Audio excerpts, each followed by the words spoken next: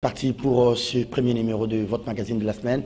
Bienvenue, nous sommes lundi 2 mai 2022.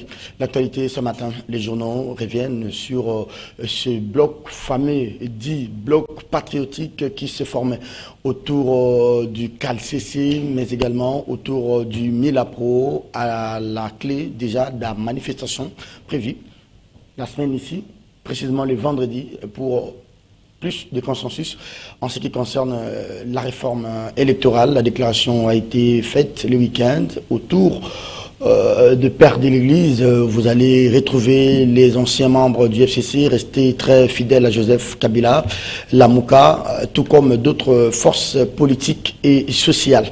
Mais en tout cas, c'est un regroupement qui ne fait pas l'unanimité quant à la présence des uns et des autres pour réclamer un consensus autour des questions qui divisent. Justement, les questions qui divisent concernent la loi électorale, les supporters, je dirais bien, les soutiens de Moïse Katumbi crient déjà à une loi raciste qui se préparerait au niveau de la commission PAJ de l'Assemblée nationale, la loi Tchani, requinquée, réchauffée, pour faire passer des amendements en défaveur de Moïse Katumbi. On cite notamment les députés Ntsingi Pouloulou, élus FCC dans la circonscription électorale de la Funa, ici à Kinshasa. En tout cas, les supporters, ses alliés, les soutiens de Katumbi, ont fait une déclaration dans la presse, c'était le week-end dernier. Gilles Lingeti, qui fait le mea culpa à Washington, l'inspecteur en chef de l'inspection générale des finances, dit avoir regretté ses propos. Il a présenté ses excuses devant la communauté congolaise de Washington, lui qui intervenait sur les avancées de la lutte contre la corruption et les détournements. Voilà donc le menu de cette émission. Kiosque, d'abord les grands titres des journaux. Je commence par Congo Nouveau, qui titre Moïse Monidela, attention à une loi raciste contre Moïse Katumbi, affaire moite dette, Henri Have et son fils devant les juges ce lundi. La République, écrit présidentiel 2023, grande manœuvre contre Moïse Katumbi. Autre sujet, RDC, pas en guerre, les mea culpa de Gilles Lingeti. Je termine par les vrais modérateurs avant de prendre l'invité qui est avec nous, soutenu par la Mouka et les FCC pro-Kabila, les laïcs, catholiques et protestants défient Mbosso Kodia Poira. On se limite là pour aujourd'hui. Place au débat avec José Adolphe Voto, il est des CKTV. On l'appelle l'homme de l'ombre des oubliés. Bonjour et bienvenue à vous. Bonjour Stage Kabongo.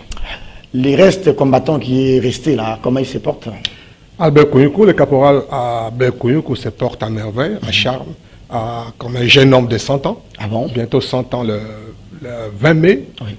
Donc du 20 mai 2022 à 1922 à 20 mai 2022, ça sera 100 ans. Donc dans 3 semaines, nous nous préparons à célébrer ces héros vivants, témoins de la guerre mondiale 40-45, qui a vécu cette guerre aux côtés des alliés américains, anglais, contre l'ennemi coréen, japonais et chinois.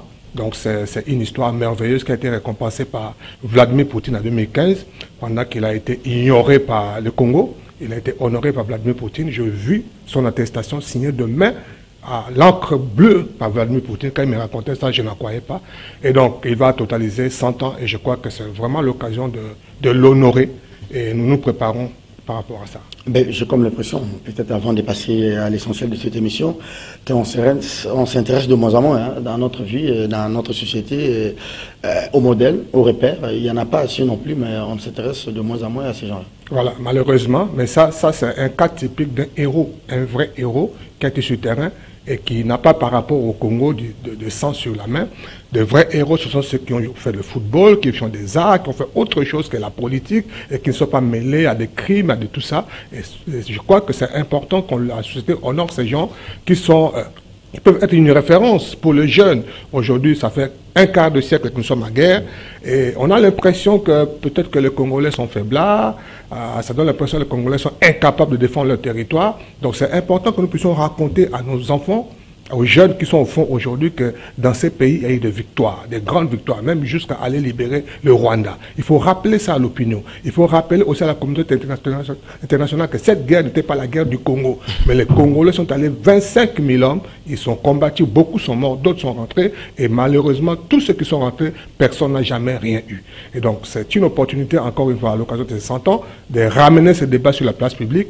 Nous attendons inviter l'ambassadeur de la Belgique, qui sera là, le gouvernement, représenté notamment par le ministre de la Défense, qui seront là au Palais du Peuple. À l'issue de la projection de son film, on va ouvrir ce débat. Nous voulons que les journalistes posent ces questions aux parties prenantes.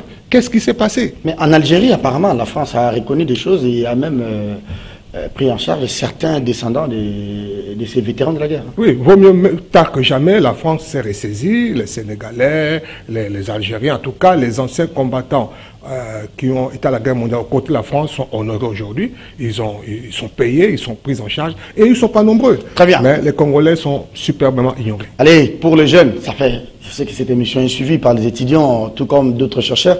Quand vous voyez par exemple les grandes avenues dans la ville de Kinshasa, on vous parle des Assosa, Gambela, on vous parle des Gambela, Birmanie, Sayo, on vous parle des Birmanie, les témoins, on vous parle des Sayo. C'est-à-dire, c'est là où nos forces de défense et de sécurité avaient remporté des grandes victoires. Voilà. Par exemple, à Kisangani, quand vous y allez, on vous dit, ici, il y a la place Sayo. Voilà. On vous dit la place des canaux. C'est-à-dire, le Congo, ce n'est pas que les Congo bashing, hein. Il y a encore d'autres visages du Congo. Il y a encore des repères et c'est à nous de valoriser. Personne ne le fera à notre place. Très bien, vous parlez tout à l'heure de la guerre, les mea culpa de Gilles Alinguete, l'inspecteur en chef de l'inspection générale des finances, était devant l'auditoire. Un deuxième auditoire avec d'autres participants, la communauté congolaise de Washington aux États-Unis. Gilles Alinguete qui dit avoir regretté en tout cas ses propos, comme on dit, un texte qui sort de son contexte devient un prétexte. C'est ce qu'il a soutenu. Je pense que le débat est clos. Hein. Le débat est clos, j'espère, mais je crois que j'apprécie cette démarche-là. Il a eu le courage de faire le mea culpa. Il peut passer par les dos de la cuillère, contrairement à son service de communication qui voulait faire croire que c'est l'interprétation, ce sont les médias, ce sont les gens qui ont interprété. Non, tous les Congolais étaient choqués, mais je crois que c'est à tout son honneur d'avoir eu le courage de dire que je regrette mes propos. Il ne faut pas placer ça sous l'interprétation. Je regrette mes propos si ça a choqué les Congolais. Et donc je crois que c'est à son actif. Il a travaillé, il a fait beaucoup de choses. Il ne faudrait pas que tout ce qu'il a fait puisse être balayé parce qu'il y a eu une mauvaise communication. Évidemment, Gilles Alinguete communique trop. Et trop de communication peut tuer la communication, c'est le cas. Je crois qu'il faudrait qu'il prenne plus de dispositions pour que désormais qu'il communique juste. Et c'est important. Encore que on s'est posé des questions. Est-ce qu'il revenait à Gilles Alinguete d'aller faire le plaidoyer auprès des investisseurs? Je ne pense pas. Il fait un beau travail, mais les gouvernements, c'est un corps. L'État, c'est un corps. Il y a d'autres structures comme le gouvernement, comme les ministères. La NAPI. Voilà, la NAPI, qui pouvaient faire ce travail et qui ont l'habitude de faire ce travail. Et là, il est allé il était trop loin sur un terrain qui n'est pas le sien et il s'est planté. Mais l'important, c'est qu'il est reconnu. Et je crois que maintenant, on peut passer l'éponge et aller de l'avant. J'espère que chacun d'entre nous va tirer. Est-ce que ça va contribuer à apaiser, par exemple, les esprits? Je prends particulièrement à l'est du pays, ces jeunes de Filimbi, ces jeunes de la Loucha, ces mamans-là qui ont été violentées. Est-ce que ça suffit ou bien... Non, mais je crois... Qu'est-ce qu'il peut faire d'autre? Les va tirer. Mais le fait qu'il est reconnu... Tu sais, vous savez, Serge, dans ces pays, les gens n'ont pas le courage de demander pardon. Il y a eu des dégâts dans ce pays. Les gens n'ont jamais demandé pardon. Mais lui, il demande pardon. Je crois que ça, il faut lui reconnaître. Qu'est-ce que vous voulez finalement? Je crois qu'il y avait des démarches pour l'amener à l'Assemblée nationale. Dès lors que quelqu'un demandait pardon, vous faites quoi? Je crois qu'il faut arrêter. Je crois qu'il faut arrêter. Il a quand même servi la nation. Il fait beaucoup de choses dans ce pays. Et je crois que c'est la suite qui est importante. Lui demander que désormais qu'il soit moins visible, c'est un technicien, c'est un technocrate, c'est un fonctionnaire de l'État. Le rôle d'un fonctionnaire, c'est pas parler à la télévision. Je crois que le travail qu'il fait est assez visible qu'il ne peut. Il semble que, selon ce qu'il nous avait dit lors du dernier déjeuner de la presse, qu'il a besoin de l'appui de l'opinion publique pour traquer ce que lui appelle les détourneurs du front public. Il a besoin de la clameur, voilà pourquoi il fait ça. Donc c'est expressément qu'il fait ça, parce qu'il il doit s'entourer de l'appui de la caméra publique. Oui, oui, expressément. Il faut avoir de la manière. Oui, il faut avoir la manière. Il faut s'entourer aussi des techniciens de communication comme vous pour dire là on y va, là on n'y va pas. Voici le mot. Pas des robots communicants avec des tweets ici. Voilà, c'est très dangereux parce que c'est la deuxième fois qu'on parle d'interpellation de Jules Alinguetti au Parlement, à l'Assemblée nationale ou au Sénat. Vous vous rappelez, c'était toujours à cause de propos. Avec José Makila, quand il a dit que le Sénat c'était un refuge de détourneurs. Donc, Jules Alinguetti, ce n'est pas un politique. Les politiques, on les tâte. Ils savent, ils sont habitués à... Voilà, lui, il est brut, il est direct, c'est un fonctionnaire. Et ça peut lui causer vraiment du tort. Très bien, merci José Adolphe Voto. Madame, Monsieur, c'était là juste les biscuits de l'émission. On va aller dans le vif de notre émission. La météo politique, ça s'annonce en tout cas perturbé ce matin avec la reprise, vous l'avez suivi à l'entame de cette émission, de ces fameux blocs dits patriotiques, Milapro, Cal, CC, vous avez Lamouka avec Fayoulou et Mouzitou Adolphe. Vous avez aussi la DISOC, on parle de certaines forces politiques et sociales, les FCC, de Néhémie et de Joseph Kabila. On veut d'un consensus autour de la réforme électorale. Finalement, c'est quoi ce consensus? De moins en moins on en parle, mais on veut que les débats puissent quitter l'hémicycle pour être traités en dehors. Il n'y a pas longtemps, vous avez certainement compris que Eric Senga de l'ECC et son collègue porte-parole de la Senco, Monseigneur Nsolé Donatien, avaient fait la ronde il y a 2 semaines ici, des institutions pour un minimum de consensus. Alors, on ne sait pas exactement. Quand on dit il faut dialoguer, mais dialoguer ne veut pas dire partager les postes, échanger autour des réformes, mais sur des questions qui fâchent. Quelles sont ces questions? On en parle aujourd'hui.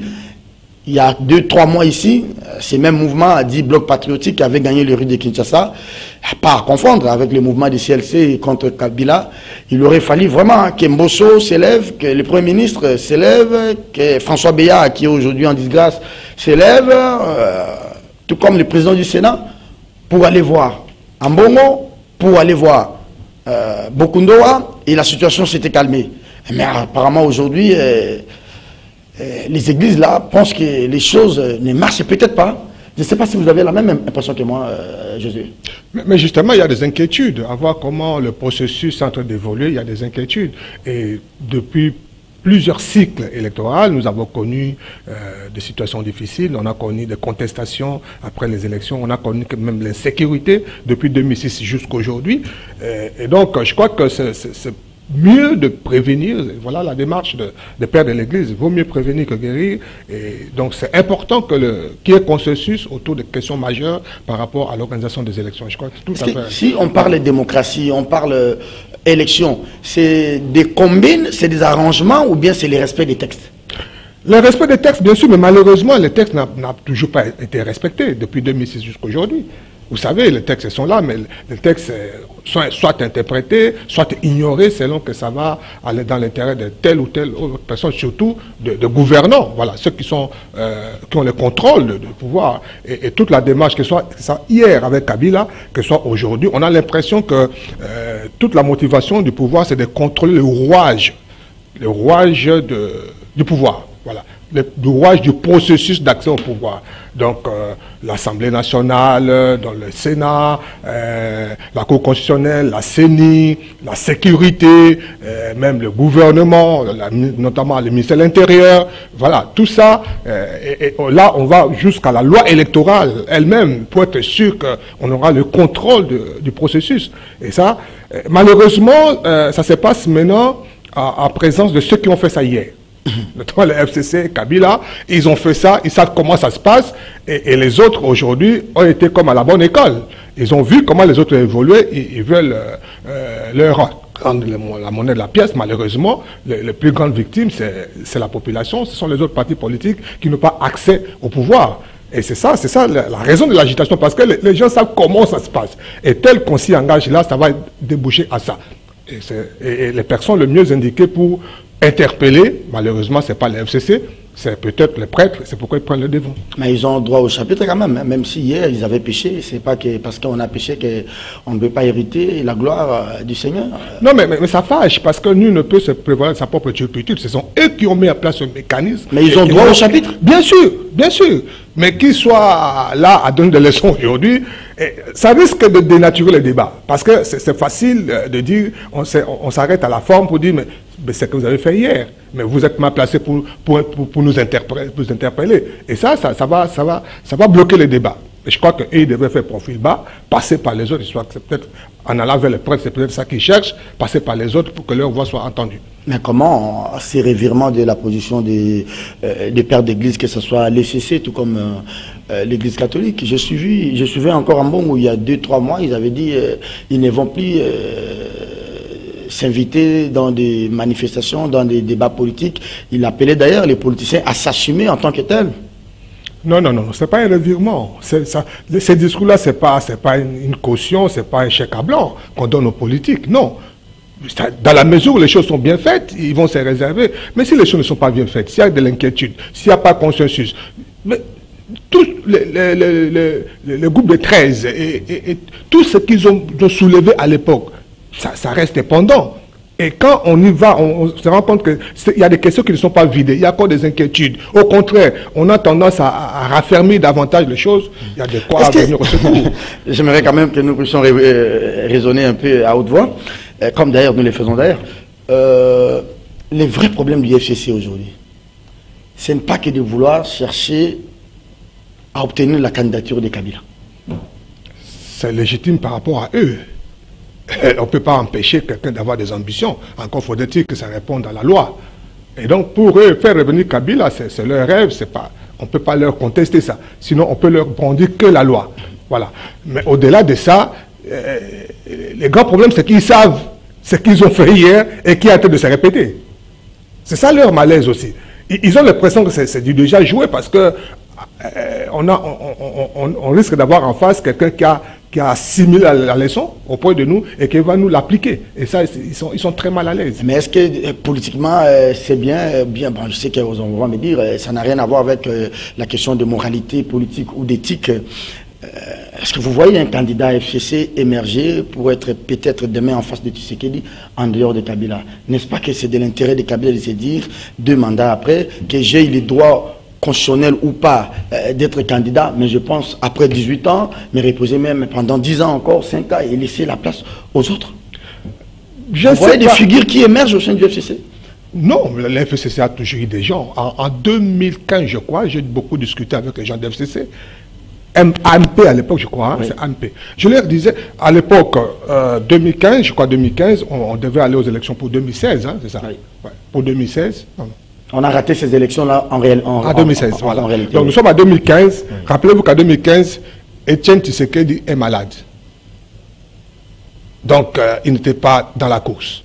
Donc le candidat phare, Jean-Pierre Bemba, est en prison. On n'a même pas les nouvelles de sa libération. 2015.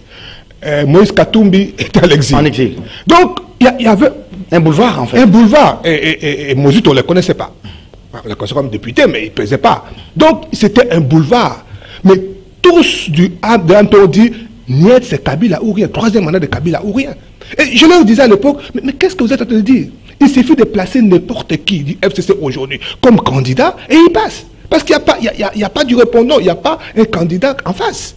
Mais ils ont raté cette opportunité parce qu'ils voulaient seulement que Kabila revienne et finalement 2018... Donc Kabila, c'est comme on dit, les nombrils du pays. Voilà. Donc, rien ne peut se faire malheureusement pour eux, 2018, Kabila n'est pas candidat. Et même là encore, ils avaient des candidats.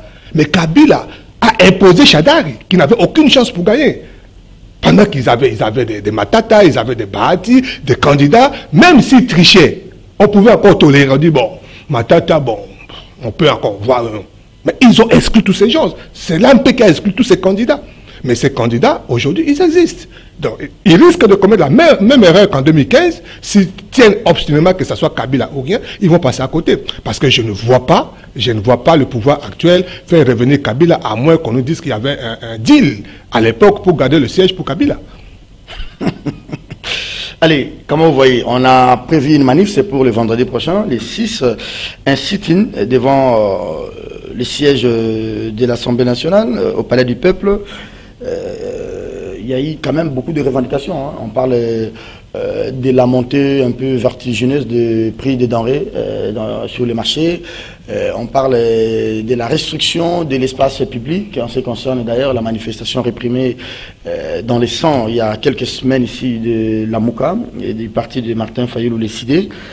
Et pour terminer, ils exigent la restitution de tout ce que le gouvernement avait perçu comme taxe sur la question du RAM. Vous voyez vraiment cette manif ou ces blocs patriotiques recueillir l'adhésion de tout le monde par rapport justement aux revendications qui sont posées aujourd'hui? C'est beaucoup de choses à la fois. Vous savez, quand on embrasse trop, à un moment, on dénature l'essentiel. Il faut qu'ils déterminent exactement, même s'il y a beaucoup de problèmes, c'est vrai qu'il y a beaucoup de problèmes, mais il faut qu'ils disent à l'opinion clairement ce qu'ils veulent. S'ils mêlent le RAM au panier de la ménagère, aux questions électorales et tout ça, à un moment, on va leur prêter de mauvaises intentions, qu'ils veulent juste le trouble. Il faut que ce soit clair. Le RAM, ce n'est pas aujourd'hui, pourquoi ils ne se sont pas levés hier?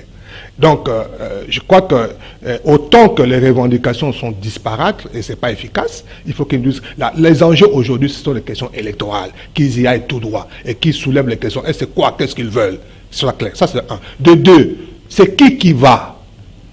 Qui va? C'est vrai qu'aujourd'hui, lorsqu'on parle de... Votre question mérite son pesant d'or parce que qui va? Il y a eu la première tentative avec ces blocs. Fayulu ne voulait pas s'afficher aux côtés de Chadari. Voilà. Mouzitou non plus ne voulait pas s'afficher aux côtés, par exemple, de Néhémie. Voilà. C'est-à-dire, vous voulez blanchir les gens, en même temps, vous demandez un consensus autour de ce que vous considérez comme une forfaiture montée entre Kabila et Tshisekedi. Mais aujourd'hui, vous voulez combattre Tshisekedi en vous servant de Kabila comme allié. Et c'est là où Est-ce que ces leaders seront là, comme Fayulu? Est-ce que Mouzitou, ils viendront? C'est ça aussi le problème. Et c'est là où les pères de l'Église risquent de commettre une erreur et d'être inefficaces. Parce que la population fait confiance aux pères de l'Église. Ils savent d'abord qu'ils sont apolitiques. Tout ce qu'ils font, ils n'ont pas d'ambition politique, c'est pour la population. Mais quand ils sont à côté des gens qui ont des intérêts divergents, opposés, Fayulu et Kabila, aux côtés des pères, on fait... C'est quel type d'amalgame? Ça aussi, au-delà des revendications, ça va dénaturer, ça va décourager les gens. C'est incestueux, hein, cet accord-là. Et alors, le pouvoir va soulever ça. Depuis quand Kabila, que Fayulu a combattu pendant tout ce temps, devient son allié? Ça risque de compter comme des alliances de circonstances et on pourrait penser que les intérêts sont ailleurs. C'est pas le peuple alors, c'est pas le peuple. Peut-être qu'il y a d'autres enjeux.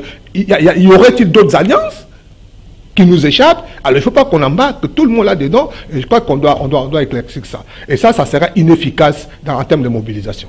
Qui sera là, qui ne sera pas là? Néhémie aux côtés de Fayulu, Fayulu aux côtés de Chadari, on va les voir en sit-in devant les palais du peuple? Ben, c'est des politiques. On dit qu'en politique tout est possible. Mais il faudra expliquer et convaincre la population. Alors c'est pas Fayulu, c'est pas Néhémie, tout ça qui font le gros. Il y a la population qui adhère. Il faut que la population. Mais qui reste-t-il encore de ce combat de la vérité des urnes? Mais automatiquement, si Fayulu s'affiche aux côtés de Néhémie, donc c'est fini. Il y a plus. Donc, mais la question maintenant faudrait qu'il explique à la population pourquoi ceux que vous avez contestés, ceux que vous avez accusés d'avoir fomenté la fraude, oui. Pourquoi vous êtes à côté d'eux aujourd'hui et qu'est-ce que vous attendez d'eux? Qu'est-ce que vous attendez d'eux demain? Donc c'est de nouveaux alliés. Bon, voilà. Donc tout ça c'est compliqué. Je crois que c'est des questions qu'il doit vider avant pour rassurer la population qui doit les accompagner. Il ne faut pas laisser que le mouvement soit porté par les politiques. Non, pas du tout. Je crois qu'on a vécu, hein, à l'époque, même à l'époque de l'UDPS dans l'opposition, c'est l'Église qui portait le combat. Et l'UDPS était resté. Pourquoi quand Kaboul, vous vous rappelez, quand Kaboul dit non, nous aussi on était là, c'était 50-50. Oui. Voilà. Ben, la population suivait d'abord l'Église, qui est crédible, qui n'a pas d'ambition politique, pour ne pas manipuler la population. Mais alors, c'est crédible, mais là, on a l'impression que les politiques prennent place et ça peut inquiéter. José, bon, je crois qu'il faudra dire la vérité aux téléspectateurs, aux Congolais qui nous suivent, que parfois, nos politiques là, ils peuvent se dire, ben, si Kabila était hier avec Tshisekedi. Tshisekedi nous a laissé à la Mouka. Il est allé dans son mariage indigeste avec Kabila. Moi aussi, aujourd'hui, je vais le combattre. En revanche, question de lui régler aussi des comptes en s'alliant avec Kabila. Dans tout ça, là, c'est les peuples qui est floué. Mais c'est vrai, ce raisonnement-là, c'est vrai. Et malheureusement, c'est comme ça que la plupart de nos politiques se comportent. Donc, les alliances se font par intérêt, par circonstances, et non pas idéal, et non pas idéologie. On crie au nom du peuple. Voilà, mais tout ça, c'est au nom du peuple. Mais quand on vire à 90 degrés d'une certaine idéologie à l'autre, on se demande c'est quoi l'intérêt. Est-ce c'est juste c'est le positionnement, ou c'est combattre juste celui qui est au poste, ou c'est quoi? Alors c'est ça, justement. Dans ce que Milapro et KCC vont pouvoir faire, on ne sait pas si ils ont les mêmes revendications. Est-ce que c'est les revendications du FCC qui sont aussi portées par Fayulu et Mouzitou? Est-ce que les revendications de Mouzitou et Fayulu sont les mêmes revendications qui sont portées, ou bien chacun vient avec sa revendication dans sa judiciaire? C'est pourquoi je disais, il faut qu'ils éclaircissent les revendications. Il ne faut pas se cacher derrière le RAM. Les RAM, ce n'est pas l'affaire de politique, les RAM a toujours existé. Oui. Ouais, c'est M. Hervé Diaké, ce qui se bat d'ailleurs. Voilà, donc c'était pas les politiques n'ont pas pris le devant pour défendre le RAM. Donc ils restent de côté. Non, ils savent que c'est une question sensible. Oui, mais si ça touche à la fibre, là, les gens vont venir. Ça, c'est de la manipulation. Ça ne va pas le servir. Vous savez, quand vous manipulez quelqu'un, il ne faut pas qu'il soit conscient que vous le manipulez. Mais là, nous savons qu'ils veulent nous manipuler. Donc, les RAM étaient là, on nous a coupé l'argent jusqu'à fatiguer pour arrêter. Ils n'ont rien fait. C'est pas aujourd'hui. Ils vont qu'on nous restitue l'argent. Et l'autre question, c'est quoi? Le panier de la ménagère. Ça, c'est une question qui est... Le panier de la ménagère, ce n'est pas l'affaire du politique, c'est une affaire sociale. Non, les politiques peuvent nous donner, ceux qui sont dans l'opposition, leurs contre-propositions. Oui, ouais. mais le politique ne peut pas mobiliser la population pour aller réclamer le panier de la ménagère. Parce qu'il y a des structures qui le font. Comme la société civile, n'est-ce pas? Les associations, le droit de l'homme, ainsi de suite. L'Église, ils sont mieux placés pour faire ça. Qu'ils définissent clairement leurs revendications politiques. C'est quoi? Et à ce moment-là, les gens vont adorer. Alors, les gens vont adhérer. Parlons de ces revendications. Je ne sais pas, le code électoral est en train d'être débattu à l'Assemblée nationale. Et si tout se confirme, c'est ce lundi que le groupe de 13 va pouvoir répliquer par rapport aux amendements et aux avis lors du débat général sur la réforme électorale soulevée par la représentation nationale. Ça sera à quel niveau? La réplique du G13, après sa réplique, on envoie à les documents à la commission PAJ. On demande aux députés de verser leurs amendements. La PAJ peut ou ne pas retenir tel amendement pour telle raison, ou retenir tel amendement pour telle raison. Et tout va se jouer enfin à la plénière, quand on va passer au vote article par article. Mais je sais que l'FCC a quand même des députés qui peuvent jouer dans la salle pour peut-être obtenir quelque chose. On craint peut-être la corruption, l'union sacrée, pour faire un forcing et faire passer des amendements, comme on voit aujourd'hui la vieille dame au sein de la troupe proche de Katumbi. Mais justement, c'est pourquoi l'FCC veut déplacer les débats vers les structures non officielles. Voilà, parce qu'ils savent que la majorité, l'union sacrée a une majorité écrasante, et les combines politiques aidant, comme vous l'avez dit ici, quand on va conditionner les députés, ça sera difficile d'arrêter la machine. Et ils savent que les enjeux sont tellement importants qu'aujourd'hui, des consignes de vote seront donnés au niveau des états-majors politiques. Et donc, ça sera difficile d'arrêter. C'est pourquoi ils veulent peut-être le déplacer. Mais je salue la démarche de G13 qui n'a pas été comprise hier. Au moins là, on a vu des gens qui apparemment... Qui n'a pas été comprise par qui? Oui, voilà, c'est encore ça. Donc ceux qui n'ont pas compris les G13 hier veulent maintenant les encourager et emboîter les pas avec. C'est ça qui gêne. Ça qui gêne, qui nous dit, mais finalement, on n'a pas d'idéal. Voilà, donc, mais sinon, c'est une structure qui a rassemblé des gens qui étaient modérés, malgré leur appartenance politique, qui étaient modérés et qui voulaient quand même qu'on ait de textes qui puissent faire avancer le pays. Parce que tout ce que nous connaissons aujourd'hui, ce sont les textes qui sont méconnus ou mal appliqués et qui nous ont amenés dans les désordres. Alors, je vais revenir à vous pour que nous puissions aborder les débats à l'interne et puis la peur dans les camps de Katumbi. Est-ce que c'est une peur justifiée ou c'est une peur bleue?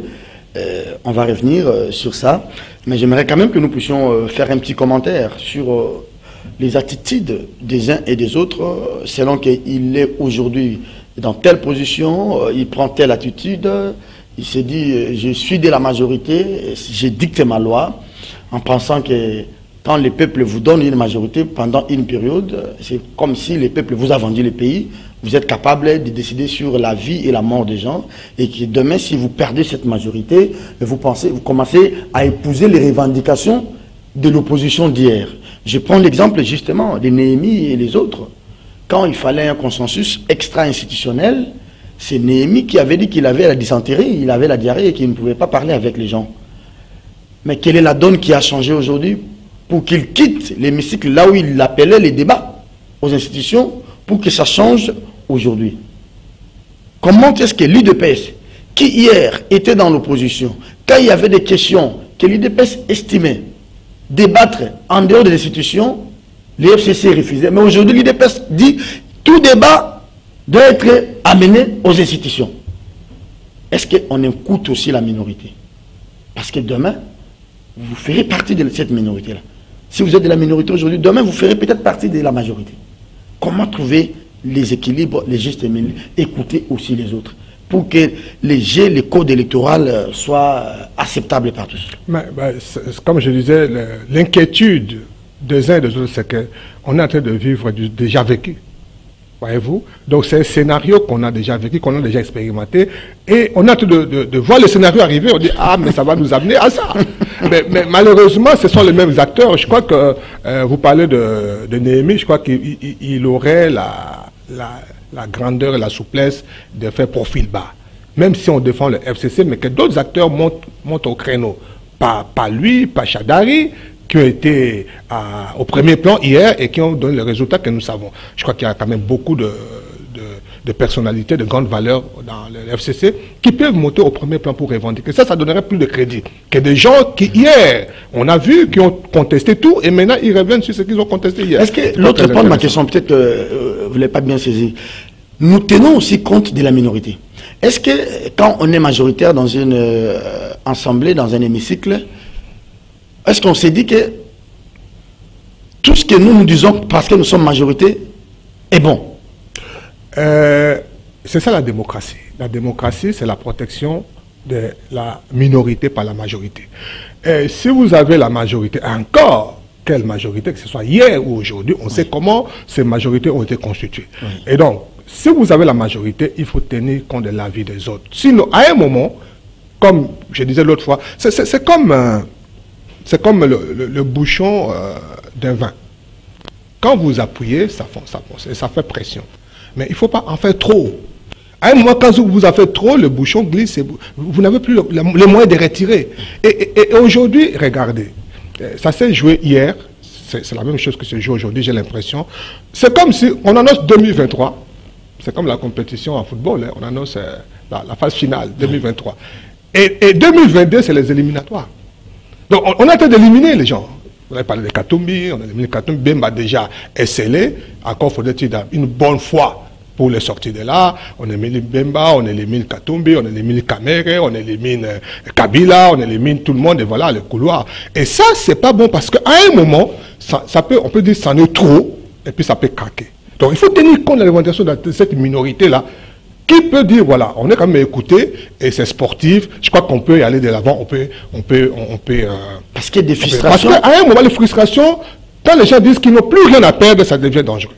Ça devient très dangereux. Quand les gens n'ont plus rien à perdre, ça devient très dangereux. On joue le tout pour le tout.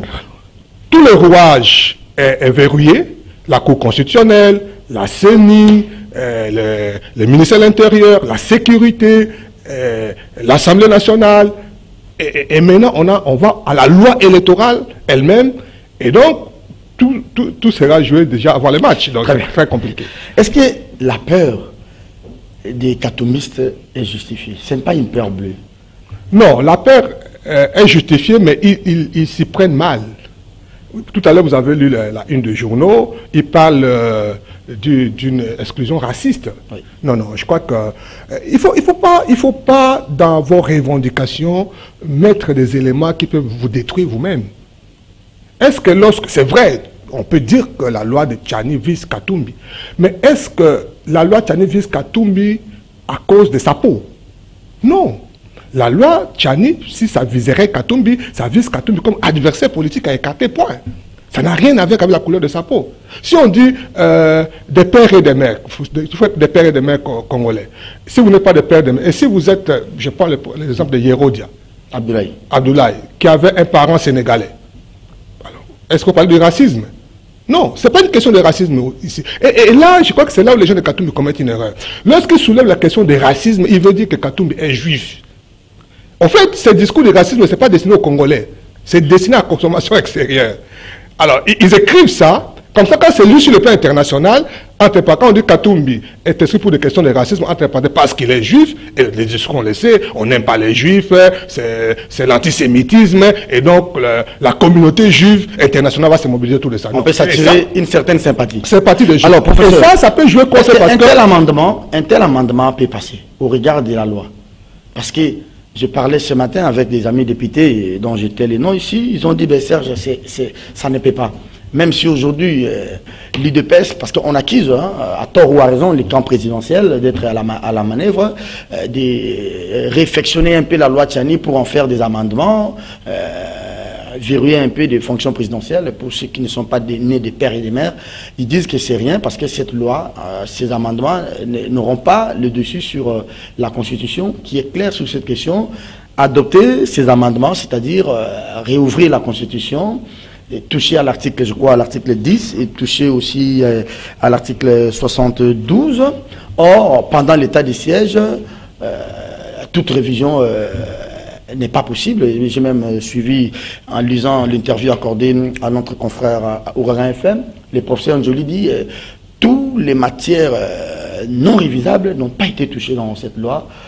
Mais il y a quand même des inquiétudes. On dit qu'avec déjà une PAJ à la solde de Mbata, se rassurer qu'il y ait une plénière qui être manipulée, et le troisième et dernier niveau, avec une cour de Kalouba, néanmoins que les cas de Matata puissent se faire exception, tout peut être jouable.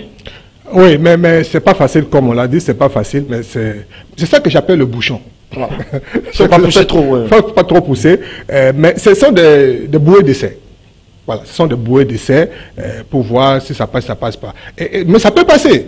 Moi, je crois que les dossiers Kadima, c'était encore une fois un exemple de bouée d'essai. Et on a essayé, et on s'est rendu compte qu'il y avait un vide. Voilà.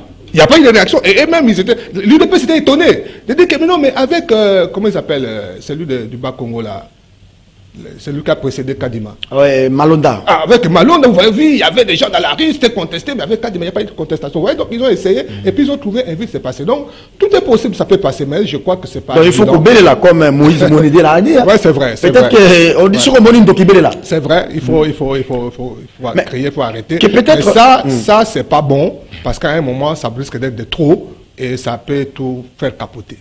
Pendant qu'on fait la paix avec les groupes armés au niveau de Nairobi, voilà. Pendant qu'on cherche la paix avec les Kassaïens et les Katangais, il ne faut pas en créer avec une loi qui va disqualifier les gens. Disqualifier les gens, et ça ferait que ça donnerait raison à ce qui c'est à des regroupements contre nature, voilà. Comme des regroupements des gens Fayoul ou Kabila, et ça c'est pas bon, parce que si les gens se disent mais c'est déjà cuit, c'est déjà fini, qu'est-ce qu'on peut alors, on peut tout perdre, c'est pas bon. On va dire un peu comme disait César, allez acta. Les dés sont jetés. Sont jetés, allez, on y va. Merci beaucoup à vous, cher José Adolphe Voto. Mais pourquoi il y a plus, j'ai comme l'impression, une fixation sur Katumbi? Il semble que c'est lui qui est valable, ou bien il est dans les tops, il peut faire face à Tshisekedi, même en un seul tour? Non, s'il n'y a pas de fixation sur Katumbi, c'est Katumbi, comment je dirais, qui veut mener la danse. Non, c'est-à-dire que les autres ont déjà des dossiers. Bemba, c'est connu. Hein, Bemba, il ne faut pas beaucoup d'efforts pour l'écarter. Kabila, il ne faut pas beaucoup d'efforts pour l'écarter. Kamere, il ne faut pas beaucoup d'efforts pour l'écarter. Oui. Bon, Fayoulou, on va voir un peu jusqu'où peut aller. Mais Katumbi, il devient dangereux. Voilà, donc c'est un peu ça. Et donc, c'est la cible aujourd'hui, privilégiée. Les autres sont moins dangereux que Katumbi. C'est évident, c'est pas qu'il est particulier, même sinon. Il ne faut pas l'avoir. Voilà. À l'urne. Il faut peut-être l'écarter bien avant. Déjà avant. Voilà, c'est ça. Mais ça qui ferait que il faut éviter une solidarité naturelle comme on a vécu tous contre à Genève. Voilà, comme on l'a vécu à Genève. On risque de vivre un tel scénario et on ne sait pas où est-ce que ça peut nous amener. Mais comment vous voyez la météo politique à une année et demie des élections? Bon. Les jours à venir... Les jours à venir seront difficiles pour des questions politiques. Déjà, avec la loi électorale, là, ça sera difficile. Je crains qu'on puisse rentrer encore dans ce scénario de marches, de revendications, malheureusement, qui ne vont pas nous amener vers des élections apaisées. D'autant plus que l'inquiétude pour le pouvoir, c'est quoi? Le pouvoir n'a pas un bilan convaincant. Moi, j'ai suivi beaucoup d'émissions où on pose la question simplement aux gens du pouvoir. Dites-nous quelles sont 2, 3, 4 réalisations qui donneraient raison que les Congolais donnent encore confiance en 2023. Et des gens du pouvoir incapables de citer 1, 2, 3, 4 réalisations. Saut de mouton. Oui, saut de mouton avec son bémol quand même. C'est ça le problème. Ah oui. Avec son bémol quand même. Tout projet a un bémol. C'est ça. C'est qu'il n'a pas de chance. Oui. C'est qu'à chaque fois qu'il lance quelque chose, un bémol. Un bémol. Voyez-vous? Oui. Gratuité, les 2 ministres de la gratuité ont eu des problèmes avec la justice. Finalement. Donc, il n'y a pas de bilan qu'on peut brandir comme des trophées. Il n'y a pas. Les marasmes économiques, la surchauffe de prix sur le marché. Ouais, et donc, le pouvoir va trouver la parade ailleurs. Peut-être on attend les projets intégrateurs de 145 territoires. Espérons bien, et ça nous le souhaitons bien, parce que nous avons tous besoin que nos territoires puissent se relever. Et ça 45, ça c'est un projet génial. Mais c'est un projet présidentiel, mais c'est un projet repris dans les budgets. Parce qu'on se réveille 100 jours, on se réveille, tu les genoux. Non, mais entre nous, 145, c'est un projet génial. Je crains que ce soit un projet présidentiel qui va échapper au contrôle du Parlement. Comme tu les genoux, comme 100 jours. Mais si ça ne passe au gouvernement, ça donnera le même résultat comme Thillé Gelou et les 100 jours. Il faut faire les choses proprement et je crois que c'est un très bon projet, plus que les 5 chantiers. Et c'est un projet qui peut donner du discours au président en 2020. Ça date d'il y a longtemps. Hein. Ça date d'il y a longtemps. À l'époque de Matata Ponyo, j'espère, il y avait un projet similaire et je crois que c'est sur base de ça. Non, mais ça, c'est vous, les intellectuels. Oui. La population, ma grand-mère qui est chez moi, pour lui, c'est qu'on a construit des écoles, on a construit des routes depuis que Tshisekedi est là. Voilà. Merci beaucoup, madame, messieurs. Cette émission est terminée. C'était un échange, ce conseil de rédaction entre journalistes. On est revenu sur les grands titres d'actualité, les mea culpa de Gilles Alinguete. Les confrères a dit ici que c'était d'ailleurs courageux de sa part de reconnaître ses propos un peu mal interprétés. Le plus important, c'est qu'il a compris et on avance. On a également parlé de la météo politique avec la reprise de ce fameux bloc dit patriotique FCC, Kabila, Fayoulou et Moussoutou, tous ensemble, un peu panier à crabe. Hein. On ne sait pas qui vient avec quelles revendications. Bon, on se met d'abord ensemble pourvu que l'adversaire parte, mais peut-être pas avec les mêmes revendications. Ne soyez pas surpris demain de voir Kabila, Fayoulou, tout comme nous n'étions pas surpris non plus de voir Kabila et Tshisekedi. C'est ça la politique un peu à la congolaise. On a terminé avec la loi électorale, les inquiétudes du camp Katumbi. Merci d'avoir été des nôtres. Merci à vous, chers invités. Merci, ça. À l'équipe technique, Moron Jambi était derrière les 3 caméras. Olivier est venu en retard. Bonjour Olivier. Oui. Bonne fête. Hein. Allez, merci à toute l'équipe sous la